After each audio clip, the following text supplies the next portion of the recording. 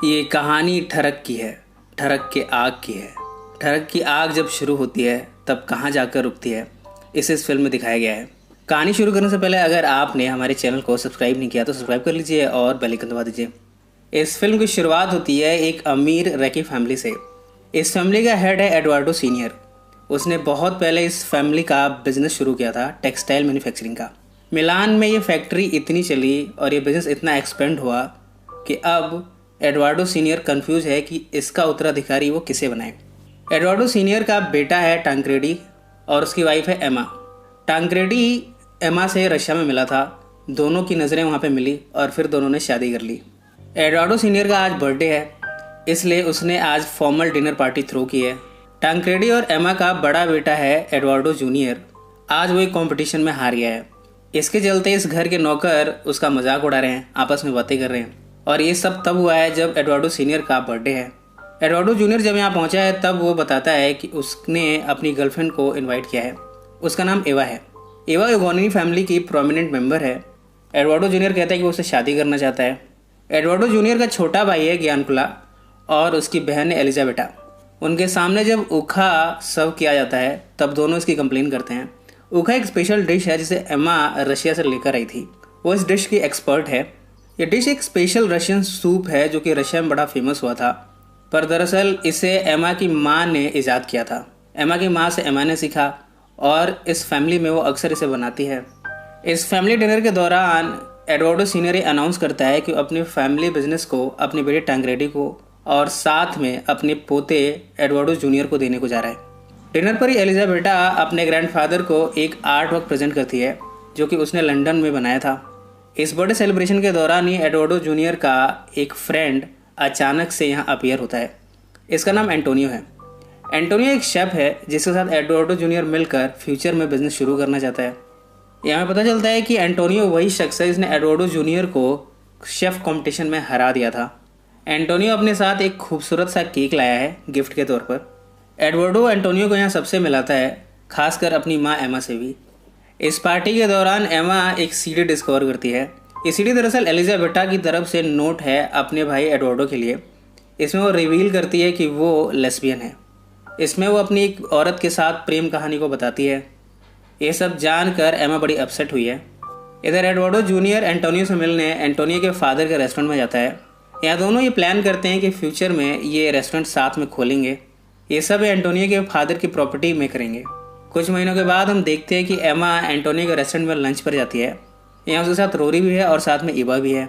जिस तरह से एंटोनियो ने खास डिश बनाई है, इससे देखकर एमा बड़ी इम्प्रेस हुई है। एलिजाबेटा जब मिलान लौटी है तब वो एमा से कहती है कि वो भी उसके साथ उसके आर्ट एग्जीबिशन में पार्टिसिपेट करने आए। इस क्रम में एमा सैन रम में रुकती है। यहाँ एमा एंटोनियो को देखती है, वो उसे फॉलो करती है। बुक शॉप के बाहर वो उससे फाइनली बात करना शुरू करती है। इसके बाद दोनों उसके घर पे जाते हैं। एंटोनियो के घर पर दोनों एक दूसरे से आकर्षित होते हैं। यहाँ दोनों संभोग करते हैं। इन सब में खबर आई है कि एडवार्डो सीनियर मर गया है। एडवार्डो जूनियर का फादर टांक्रेडी ये चाहता है कि इस बिज़नेस को बेच दिया जाए क्योंकि उसे इस बिज़नेस में अब कोई फ़ायदा नहीं लग रहा, जबकि एडवार्डो जूनियर इसके पक्ष में नहीं है। वो अपनी बहन से भी मिलता है और कहता है कि फ्यूचर में इस बिज़नेस को आगे ले जाना चाहता है और इस बिज़नेस को सेल करने के खिलाफ़ है, पर उसकी एक नहीं चलती। टांक्रेडी के फैसले के तहत अब ये बिज़नेस फॉरेन इन्वेस्टर्स को बेचा जाना है। इस क्रम में सैन रोमो में एक पार्टी होनी है। इस फॉर्मल डिनर में सब कुछ एमा तैयार करेगी। इसे होस्ट करने की जिम्मेदारी उसे दी गई है। जब यहाँ पहुँचती है तब उसकी मुलाकात फिर से एंटोनियो से होती है। वो अब अक्सर उससे मिलती रहती है। दोनों पैशनेट लव मेकिंग एंजॉय करते हैं। दोनों साथ में घर की जगह और साथ में आसपास के इलाकों में एक साथ लव मेकिंग करते हमें दिख सकते हैं। बातों बातों में एमा एंटोनियो से बताती है कि किस तरह वो रशिया में टांक्रेडी से मिली।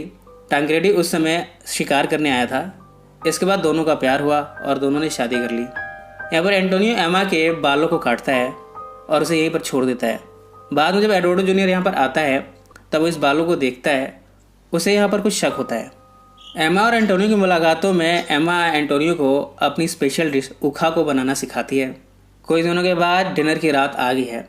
यहाँ पर सारे इन्वेस्टर्स आए हुए हैं। यहाँ पर एडवार्डो जूनियर और एवा के बीच की बात से ये पता चलता है कि एवा प्रेग्नेंट है। एंटोनियो ने यहाँ पर ऊखा डिश को प्रिपेयर किया है।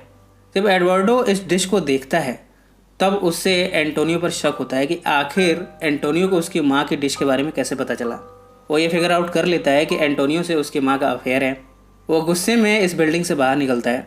एमा उसे फॉलो करती है। वो यहाँ उसे समझाने की कोशिश कर रही है, पर इतने में एडवर्डो जूनियर का बैलेंस ख़राब हो जाता है और वो पूल में गिर जाता है।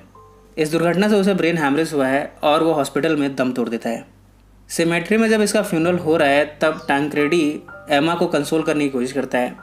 यहाँ एमा कहती है कि वो एंटोनियो से प्यार करती है। टैंक्रेडी एमा से कहता है कि तुमने अपनी हवस की आग में इस फैमिली को जला डाला। वो कहता है तुम मेरे लिए एग्जिस्ट नहीं करती। एमा जल्दी से घर पहुंचती है। वो अपने सारे कपड़े बदलती है। अपने हाउसकीपर से वो कहती है कि अब वो यहाँ से हमेशा के लिए जा रही है। उसे अपने कपड़े पैक करने को कहती है। जाते हुए अपनी बेटी को देखती है। दोनों की नज़रें टकराती हैं। इस सीन से ये समझ में आता है कि उसकी बेटी अपनी माँ के इस डिसीजन में साथ है। एवा अपने स्टमक को पेट रखते हुए इशारा कर रही है कि हाँ, वो वाकई में प्रेग्नेंट है। और इस तरह एमा ये परिवार छोड़कर वापस आ गई है। अब एमा और एंटोनियो साथ में रहते हैं। अक्सर दोनों जगह जगह जाकर इंटीमेट होते हैं।